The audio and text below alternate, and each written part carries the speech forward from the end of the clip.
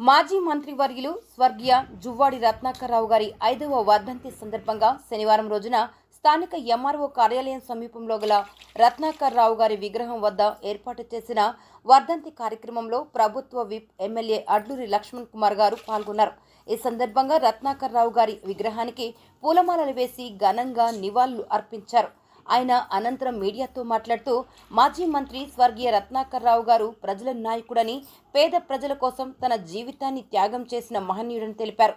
రత్నాకర్రావు గారు పేదలకు అండగా ఉండాలని నిరంతరం తాపత్రయపడేవారని, ధర్మపురి ప్రాంతానికి త్రాగు, సాగు రంగాలలో తాగునీటిని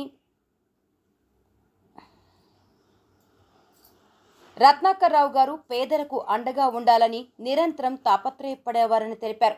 ధర్మపురి ప్రాంతానికి తాగు, సాగు రంగాలతో పాటు విద్య, వైద్య రంగాల్లో ఆయన చేసిన సేవలు మరువలేనివని, గతంలో కాంగ్రెస్ పార్టీ ఆధ్వర్యంలో రత్నాకర్రావు గారి విగ్రహాన్ని ఏర్పాటు చేయాలని భావించినప్పటికీ గత పాలకులు విగ్రహాన్ని ఏర్పాటు చేయడం జరిగిందని, వచ్చే ఏడాదిలోపు రత్నాకర్రావు గారి విగ్రహాన్ని కాంగ్రెస్ పార్టీ ఆధ్వర్యంలో పట్టణంలోని నడిబొడ్డున ఏర్పాటు చేస్తామని తెలిపారు.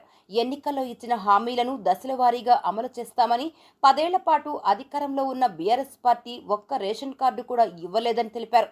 కాంగ్రెస్ పార్టీ అధికారంలోకి వచ్చిన తర్వాత కొత్త రేషన్ కార్డులు జారీ చేసిందని చెప్పారు. ఒక్క జగిత్యాల జిల్లాలోనే 45,000 మందికి లబ్ధి చేకూరిందని ఆయన తెలిపారు. గడిచిన ఏడాదిన్నర కాలంలో ధర్మపురి నియోజకవర్గంలో రైతాంగానికి సాగునీటి సమస్యలను పరిష్కరించడంతో పాటు లక్ష్మీ నరసింహస్వామి సాంస్కృతాంధ్ర కళాశాల పునఃప్రారంభం చేయడం జరిగిందని, ధర్మపురి క్షేత్రాన్ని యాదాద్రి వలె తీర్చిదిద్దాలని సీఎం రేవంత్ రెడ్డి గారి దృష్టికి తీసుకెళ్లడం జరిగిందని తెలిపారు. రాబోయే గోదావరి పుష్కరాలను నభూతో నభవిష్యత్ అనే రీతిలో రాష్ట్ర ప్రభుత్వ ఆధ్వర్యంలో నిర్వహిస్తామని, ఇప్పటికే గోదావరి పుష్కరాల ప్రస్తావనను చట్టసభలో తీసుకొచ్చామని తెలిపారు. ఈ కార్యక్రమంలో మండల కాంగ్రెస్ పార్టీ నాయకులు, కార్యకర్తలు తదితరులు పాల్గొన్నారు. అంటే దాంట్లో ఇంకా వేయలేదన్నా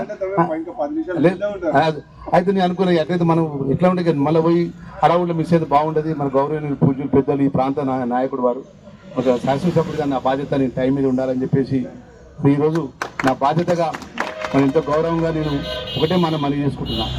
ఏదైతే వారు పేద ప్రజానికాన్ని చేసినటువంటి సేవలు మరవలేని, ఈరోజు రైతులకు సంబంధించిన లిఫ్ట్ ఇరిగేషన్ కానీ, ఇక్కడ ఉన్నటువంటి ప్రభుత్వ హాస్పిటల్ కానీ, ఇక్కడ జూనియర్ కళాశాల కానీ, అదేవిధంగా అనేక అభివృద్ధి కార్యక్రమంలో నక్కలపేట ఇంద్రమ్మ కాలనీ కానీ, కమలాపూర్ ఇంద్రమ్మ కాలనీ కానీ, ఇదంతా వారి ఆలోచన. పేదవర్గం చల్లగా ఉండాలి, పేదవర్గానికి నీడ ఉండాలి, పేదవర్గం చల్లగా ఉన్నప్పుడే అన్ని వర్గాలు చల్లగా ఉంటాయని చెప్పి అన్ని వర్గాలకు దగ్గరికి తీసుకున్నటువంటి నాయకుడు వారు రత్నాకర్రావు గారు. ఎందుకంటే వారికి తక్కువ సమయంలో వారికి నేను దగ్గర నుంచి చూసినాను. ఇంకా మొదటి నుంచి కూడా పెద్దలు వెంకటస్వామి గారు మా తండ్రి గారితో ఉన్నప్పుడు వెంకటస్వామి గారి కుటుంబం తర్వాత నాకు జీవన్ రెడ్డి గారు తర్వాత శ్రీధర్ బాబు గారు, వారి తర్వాత రత్నాకర్రావు గారితో దగ్గర నుంచి 2009లో మొదటిసారి నేను కలిసినప్పుడు అన్నాడు, లక్ష్మణ్ కుమార్, ఇది మా ధర్మపురి బుగ్గారం ఉండేది, ఇప్పుడు ధర్మపురిగా దైవక్షేత్రం పేరు మీద కాన్ఫరెన్స్ అయింది.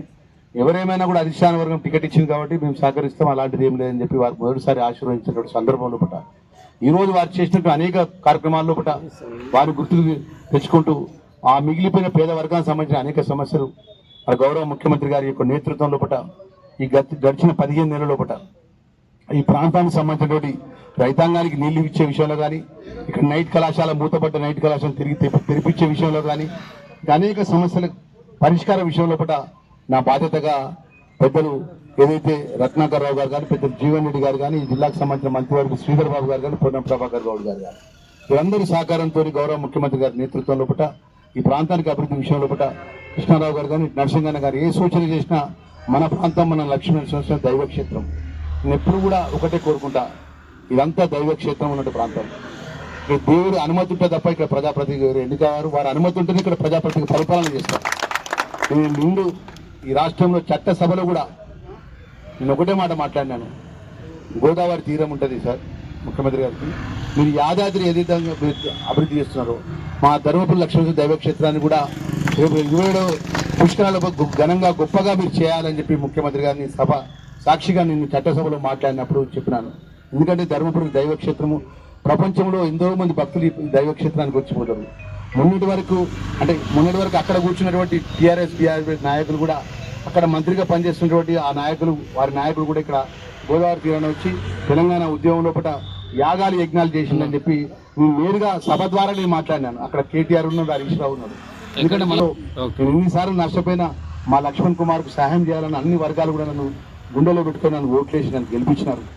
నేను నా ప్రాంతానికి మంచి జరగాలి, సాగునీరు విషయంలో కానీ తాగునీరు విషయంలో కానీ ఎడ్యుకేషన్ పరంగా కానీ హెల్త్ పరంగా కానీ అనేక అభివృద్ధి కార్యక్రమాలు కూడా గౌరవ ముఖ్యమంత్రి గారితో నిధులు తీసుకురావాలని చెప్పి ఏదైతే పెద్ద రత్నాకరరావు గారి పేరు ఈ రోజు వరకు కూడా ప్రతి కుటుంబం ఎట్లయితే గుర్తు తెచ్చుకుంటుందో ఆ విధంగా వారి అడుగుజాడలో ముందుకు పోవాలని, మరి వారి ఆశయాన్ని ముందుకు తీసుకెళ్లాలనే ఒక ఆలోచనతో నేను ఇక్కడ ప్రజల యొక్క నమ్మకంతో ముందుకెళ్తున్న సందర్భంలో పట ఆ మిత్రులందరూ కూడా మనం చేసుకుంటున్నాను.